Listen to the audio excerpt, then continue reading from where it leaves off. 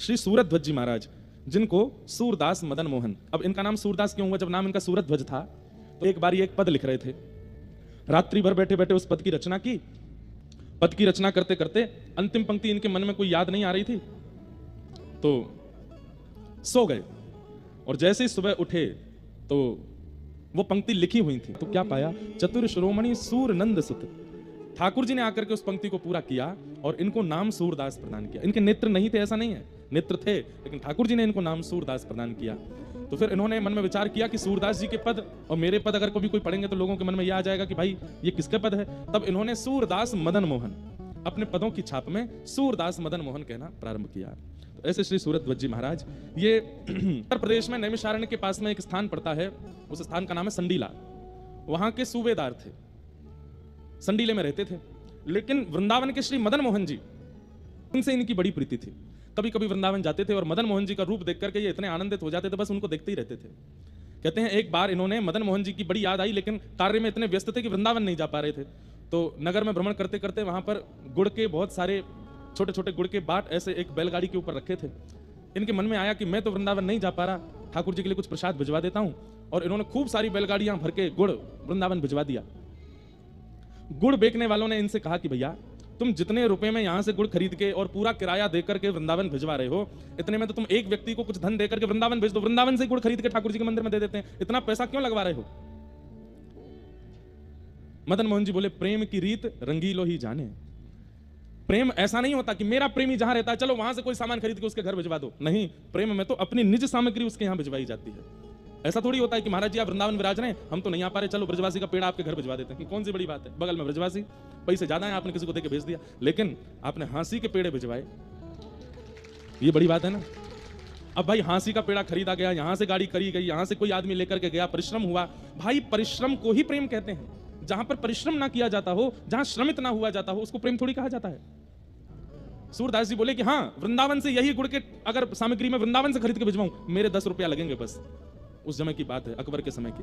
लेकिन मैं संडीले से भेजूंगा, बैलगाड़ी में रख करके भेजूंगा, यहां से लोग चल करके जाएंगे, 2-3 दिन का मार्ग, बैलगाड़ियां धीरे धीरे चल के 3-4 दिन में पहुंचेंगी, तो श्री मदन मोहन जी को पता तो चलेगा, वहां तो बहुत लोग हैं गुड़ देने वाले, लेकिन जब संडीले से गुड़ जाएगा तो श्री मदन मोहन जी को पता तो चलेगा कि मेरा कोई प्रेमी है, उसने भेजा है मेरे लिए, वो स्वीकार करेंगे। और वही हुआ। मदन मोहन जी, सूरध्वज जी ने गुड़ भिजवाए संडीले से, और वहां 3 दिन बाद वो गुड़ पहुंचे। और रात्रि का समय था जब गुड़ पहुंचे, श्री मदन मोहन जी का शयन हो चुका था, रात्रि के 12-1 बज रहे थे। मदन मोहन जी तो विचलित हो गए, श्री जी से बोले, अरे सुनो, सुगंधी ना आई का? बोले काय की? बोले गुड़ की। गुड़ तो घनेरो पड़ो है रसोई घर में, रोज आती रहे। अरे रसोई घर वाली नहीं, बाहर से आ रही है सुगंधी। श्री जी बोली, हाँ आ तो रही है। बोले सूरध्वज ने भिजवाई है संडी लेते? बोले तो मालपुआ खावे को मन कर रहा है। श्री जी बोली, रात के 12-1 बज रहे हैं, शयन कर लो। नहीं नहीं, मैं तो अभी खाऊंगा। तो बोले पुजारी जी को जाके स्वप्न दे दो। सोई ठाकुर जी पुजारी जी के स्वप्न में प्रकट हो गए। पुजारी जी बोले, धन्य भाग्य, अहो भाग्य, इतने वर्षों से सेवा कर रहा हूं, ठाकुर जी मेरी सेवा से निश्चित प्रसन्न हो गए, जो मेरे स्वप्न में आके दर्शन दे रहे हैं। ठाकुर जी बोले, तेरी सेवा से प्रसन्न ना भयो में। तो बोले, मंदिर के द्वार पे गुड़ की बैलगाड़ी खड़ी है, उन गुड़न की जल्दी रसोई घर में धरवाओ, और अभी इसी वक्त रात्रि में रसोई खोल के पुआ बनाओ और पुआ बना के भोग लगाओ।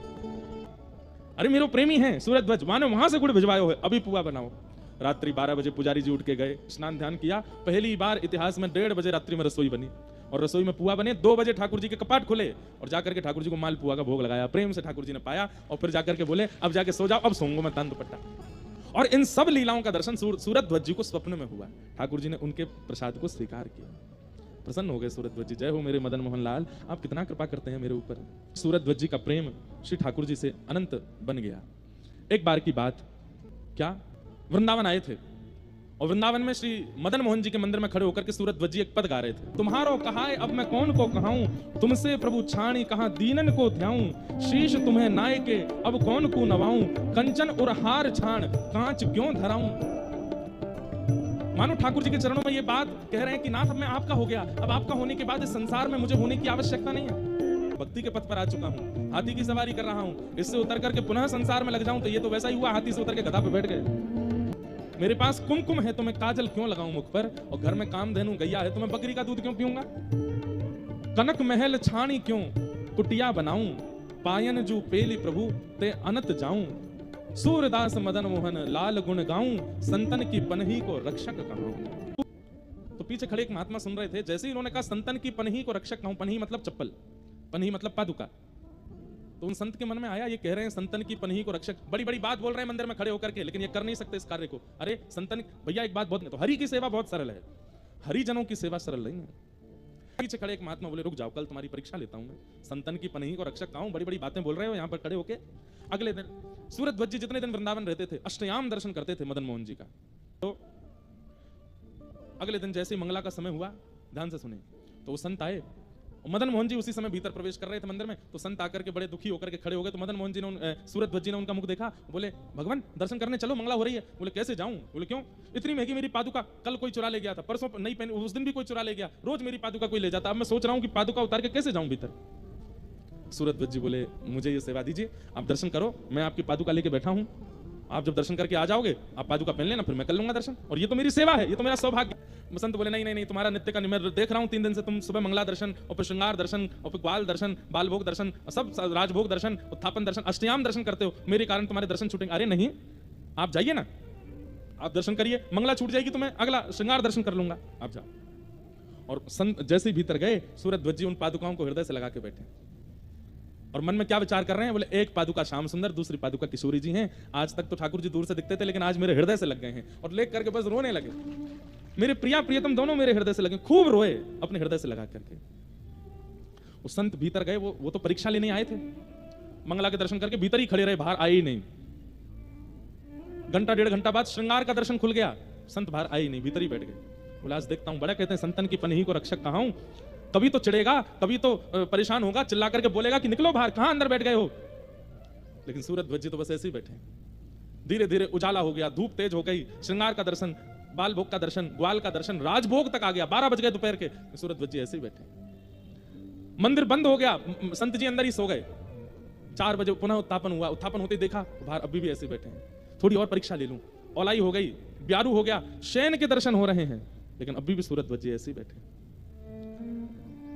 संत का हृदय पिघल गया, बोले कि ये कहते नहीं है, ये है इनके चित्त में, ये संतों की पनही के रक्षक हैं। निकल करके साधु बाहर गए और जाकर के सूरध्वज जी को हृदय से लगा लिया, कान पकड़ने लगे, मुझे क्षमा कर दो, मैंने आपकी परीक्षा लेनी चाहिए, कल जब आपके मुख से सुना संतन की पनही को रक्षक कहा हूं, इसलिए जानबूझ करके ऐसा किया कि आपके दर्शन छूटे और अपनी पनहियां आपके हाथ में दे दूं। मुझे अब आप जल्दी जाओ, शयन का दर्शन बंद होने वाला, आपका नियम ना टूटे, मदन मोहन जी को देख आओ। तो सूरध्वज जी के नेत्र सजल हो गए, बोले मैं सुबह से दर्शन ही कर रहा हूं, हे नाथ आपने आज मुझ पर इतनी बड़ी कृपा की कि मेरे वर्षों की मदन मोहन जी के दर्शन का फल आज मुझे प्राप्त हुआ। प्रिया प्रियतम दोनों मुझे निकुंज में लेकर के गए थे, नेत्र बंद करके मेरा शरीर यहां बैठा था, पर मैं प्रिया प्रियतम के साथ विहार कर रहा था। आज उन्होंने मुझे सहचरी बनाया, सखी बनाया, अपने रास का अनुभव कराया, आपकी पादुका हृदय से लगते ही मानसी प्रकट हो गई। अरे मैं तो घंटों से मानसी में आनंद ले रहा था, ठाकुर जी कभी रबड़ी पवा में, श्री जी कभी मलाई पवा में, यहां से ललता विशाखा आदि सबके दर्शन हुए आज मुझे। हे नाथ आपके चरण की पनैया के इतने बड़े सौभाग्य की मेरे को प्राप्त होती, आज अष्टयाम का दर्शन हो गया। साधु बोले मुझे पता है ये सब तुम इसलिए बोल रहे हो कि मुझे बुरा ना लगे, लेकिन तुम जाओ भीतर दर्शन। बोले देखो मैं आपको बताऊं? बोला हाँ। मैं भीतर तो नहीं गया? बोले नहीं। आज ठाकुर जी ने नीली पोशाक पहनी थी ना, आज ठाकुर जी ने स्वर्ण का आभूषण धारण किया था, आज ठाकुर जी ने ऐसी टेढ़ी पाग पहनी थी, उस पर ऐसा सिरपेज था, ऐसी इत्र, और सब कुछ बता दिया। इत्र ऐसा था, प्रसादी ऐसी थी, प्रसाद में ये वाली कड़ी बनी थी, ऐसी रोटी बनी थी, सब बता दिया महात्मा को। महात्मा के तो हाथ पैर कांपने लगे, सूरध्वज जी को हृदय से आप सुबह से बाहर बैठे, आपको कैसे पता? बोले बस आपकी पादुका का स्पर्श होते ही सब मिल गया। बंधुओं सूरध्वज जी जैसे ही मंदिर की ओर गए, कपाट तो बंद हो गए थे, शयन आरती हो गई थी, हाथ जोड़ करके बैठ गए। बोले जय जय, आज आपके दर्शन मानसी में हुए, प्रत्यक्ष नेत्रों को नहीं मिले, पर कोई बात नहीं, आपने बड़ी कृपा की जो ऐसे महात्मा की पादुका मुझे प्रदान की। मैं आपकी देहली को प्रणाम कर लेता हूँ, कल मुझे संडीले वापस जाना है, इसलिए मैं यहीं प्रणाम करके जा रहा हूँ। जैसे ही अपना सिर नवाया, सब मंदिर से जा चुके थे रात्रि का समय, जैसे ही सिर नवाया तो देहली पर उनको पत्थर का अनुभव नहीं हुआ, कोमल कोमल कोमल चरणार बिंदों का अनुभव हुआ। जैसे ही नेत्र खोल करके देखा, साक्षात श्री मदन मोहन जी प्रकट हो गए हैं, और प्रकट होकर के सूरध्वज जी को अपने हृदय से लगाते, एक क्षण के लिए हृदय से लगा के मदन मोहन जी अंतर ध्यान हो गए। ऐसे सूरध्वज अब तो मगन रहने लगे, मगन झूमते हैं, मगन गाते हैं, मगन आनंद में रहते हैं। ठाकुर जी ने बड़ी कृपा कर दी है मेरे ऊपर। अब दर्शन होने के बाद वापस संडीले गए, और संडीले जाकर के इनका काम क्या था, सूबेदार का काम क्या होता था कि उस नगर के बड़े बड़े व्यापारी और जो कोई भी कार्य, उन सबसे कर लेना, टैक्स लेना, और अकबर बादशाह को दिल्ली पहुंचवाना, ये उनका काम था। इस बार संडीले गए, साल भर का जितना भी कर लिया था पूरे नगर से, वो सब कर बक्सों में जमा करके दिल्ली भिजवाना था। लेकिन इनके मन में आया, बोले ठाकुर जी का दर्शन हुआ, मैंने कुछ किया तो है ही नहीं, दर्शन का कुछ तो उत्सव मनाना चाहिए। तो इन्होंने क्या किया, जितना भी साल भर का धन आया था अकबर को भेजने के लिए, उन सब धन से आसपास के क्षेत्र में डंडोरा पिटवा के संतों को बुलवा करके सब संतों को पवा दिया, भंडारा कर दिया, ठाकुर जी के दर्शन का भंडारा किया। और यहां दिल्ली से लोग आ गए थे बादशाह के कि भाई साल भर का जो कर है वो दो। तो इन्होंने सारे बक्सों में पैसे तो खर्च कर दिए, संतों को पवा दिए, तो इन्होंने पत्थर भर दिए और पत्थर भर के उनके ऊपर एक पत्र लिख करके उस पर लिख दिया 13 लाख संडीले उपजे सब संतन मिल गटके। 13 लाख संडीले उपजे सब संतन मिल गटके और आधी रात सूरध्वज वृंदावन को सटके। सब दे करके अकबर को बोले अब अकबर हमको जान से मारेगा। सब भिजवा करके और अपने सूबेदार की पदवी पर प्रणाम करके सीधे वृंदावन भाग गए, वृंदावन पहुंच गए। यहां जैसे ही लोग बाग आए, बोले महाराज संडीले का पूरा साल भर का कराया है। अकबर बोले खोल के दिखाओ। देखा तो पत्थर थे।